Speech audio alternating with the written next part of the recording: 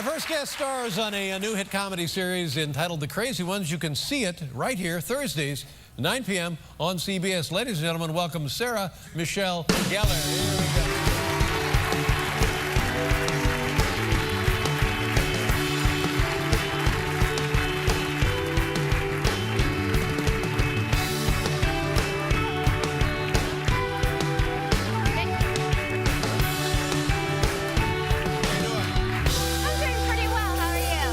Thank you. Congratulations on the big show. Thank you. You must be very excited. We're very excited here at the network. Well, thank you. We're very excited. We just hope everyone keeps tuning in. They get better. Had you worked with Robin Williams before? I hadn't. I was a huge fan, and we had a mutual friend in common, Bobcat Goldthwait. Yeah. And when I heard that Robin and David Kelly were doing the show, I started stalking. And it's actually true. There are times where stalking actually has positive. Is that right? Yeah, that's true. I was not aware of that. Yeah. Hey, I'm employed. I mean, it did okay for me. Sure.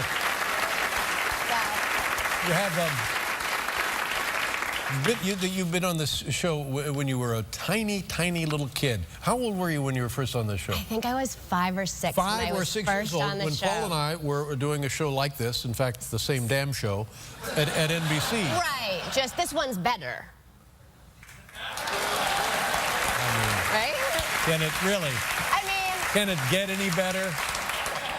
Look at this. This is you. Do you remember what the circumstance of this was? It was a safety skit. And you know what the funny thing is? I'm actually thinking, could you order me one of those for my children? Because my son just celebrated his first birthday, and he has like a huge shiner from falling, like from learning to walk is what I tell you. No, it's true.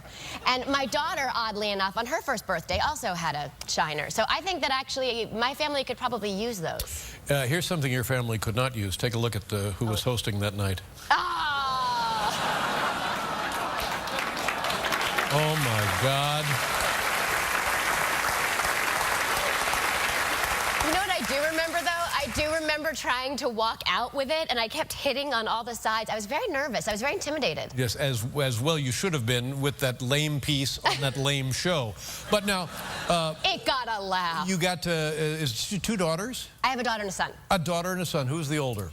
My daughter Charlotte just turned 4, and my son Rocky just turned 1. Oh, that's fantastic. Yes. A 1 and a 4-year-old. Yes. And way to go on that. And your husband is Freddie Prinze Jr.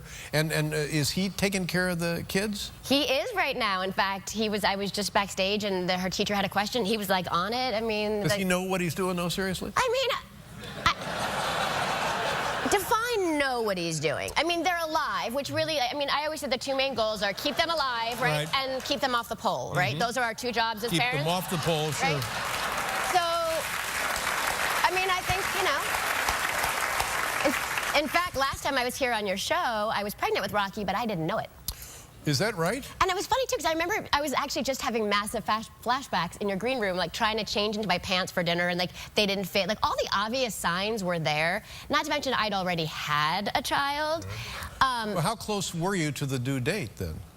Luckily, I was a few weeks away. A few weeks away. Yeah, I always wondered about that show. I didn't know I was pregnant, and then I lived it. I was like, wow, it does happen, you know. I mean, eventually I figured it out when my belly expanded to here. So did you left the show and then delivered the baby? Is that what happened? I did, and you know what? Using your dressing room was so awesome, and I want to thank you for that. He was no, actually, I almost delivered the baby on the 405 freeway.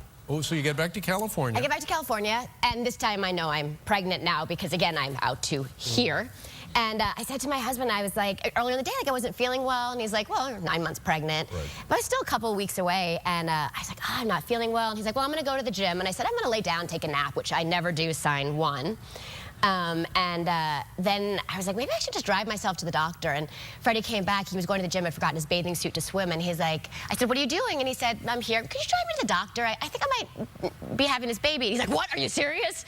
I mean, I had nothing, not a bag, nothing. Basically, we got to the hospital at 4:08, and he was born at 4:13, which only goes to show you that clearly I know nothing about pregnancy after 2 children. But isn't that, I mean, in a perfect world, wouldn't we like that to be the way it happens?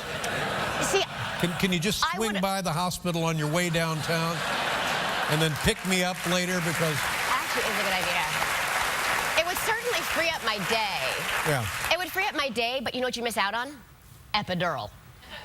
So you know, it's... So you went in there alone, so to speak. Oh, I went at it alone. Yeah. Yeah, oh, I did. Yeah. I went at it quite alone that I think I yelled so loud I actually fractured my jaw. Oh, my God. True story. I had to have surgery afterwards. I did. Fractured your jaw From biting down. Yeah. Oh, yeah. for heaven's sakes. I felt so badly. I was like, oh my God, there's going to be like some woman giving birth to their first child down the hall hearing this going, I'm not doing this. But it was quick. That's the way it goes. It was quick. It was worth it. And you have the brand new show, and you're moving. You have moved. You're going to move. What was that? Somebody moved? Well, no, yes, a few people. I'm sure a lot of people moved last week. Actually, yeah, in 1 week I had both kids' birthdays because they were born, also on the same day. So I probably left that. Yeah, no, that's not. They're at 19th and like they're 12 hours apart. No, they're not born on the same day. Well, different years. No. Yeah, I understand that. But you can pay somebody in the notary public's office, and they'll make it look like they were born on the same day. You know what? I would not do it that way again. It makes birthday party planning very difficult. Oh, no, I think it would be perfect. You just get it out of the way. It's one birthday, 2 kids, bang, zoom. Oh, yeah, you know, they won't regret me at all or have any anger issues to me at all when they get older if I do that. Yeah, but here's the other way. The way most people have their kids, not on the same day. Okay, so April 12th, it's Larry's birthday. Yay! And Larry's all excited. He gets a tractor. Yay, Larry! And his sister, Connie, well, where's my birthday? Well, your birthday is not till December 24th. Oh, well, that's Christmas Eve. So you avoid that. You follow me? Valid point. Yeah, not only a valid point, it's a damn good one. It is, except I don't have children named Larry and Connie, so it makes that story very difficult to understand. But yeah, no, we moved, and my brain's a bit scattered. I don't know if anyone can tell. What? You lived in one neighborhood, a brand new neighborhood? Brand new neighborhood, brand new house, and my husband and I brought my daughter over to show her, figuring the 1-year-old would love it. Because he's running around the empty house, and I said, oh no, I left my phone in the car, so I'm just gonna go grab it because I wanted to take pictures. And so they gallivant off, and I go into the car, and then my phone's not in the car. Only what I didn't know, because new house, the garage door locks behind you. So now I'm trapped in the garage. Mind you, I have no shoes. And I'm yelling for them, and they're playing, God only knows where, they don't hear me or are not listening. And so it's like, I know, I'll turn my car on and it'll find my phone. And so, because you know, if it's near your phone, like Bluetooth, it's all past my knowledge. But no, wait a minute. Do you have a remote thing to start your car? Yeah. So I start the car and it finds the phone. So I'm like, great, I'll call him and tell him that I'm trapped outside, only I have no service. What is it? Your car is KIP? What? Honest to God, what? And it talks to me. It does. It does talk to me. Really? The car says, "Don't worry, I got your phone. I'll swing right by. I gotta drop somebody off at the hospital." You have the wrong car. You have the wrong car. Believe me. So needless to say, this went on and on to me running into the backyard barefoot, yelling for them. Finally, I jumped our fence. So I found out that was doable. It's not anymore in case any other people are watching. It's been fixed since then. You hopped your fence. Proceeded to bloody up now my feet that are bare. Why aren't you wearing shoes? Because I was just going to get my phone out of the car from the kitchen that I'd left 2 feet away. I just didn't think all this was going to happen. This was seriously out of a movie. So I'm now bloodied. It's 25 minutes later. I'm exhausted. I'm sweating. It's really hot in LA. What percentage of the day do you wear shoes? Well, actually, if you'd seen me backstage, you would have noticed I was wearing the slippers from my hotel because I couldn't shove my big feet into these pretty shoes.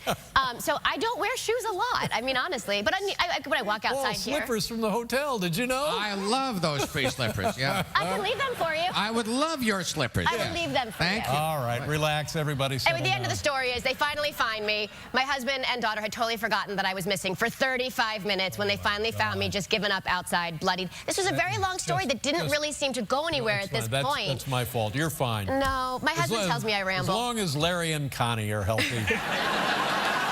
It's the Crazy Ones, Thursdays, 9 p.m. here on CBS. Congratulations. Give my best to your husband. I will. We'll be right back with Nick Offerman, ladies and gentlemen. Thank you, Sarah Michelle.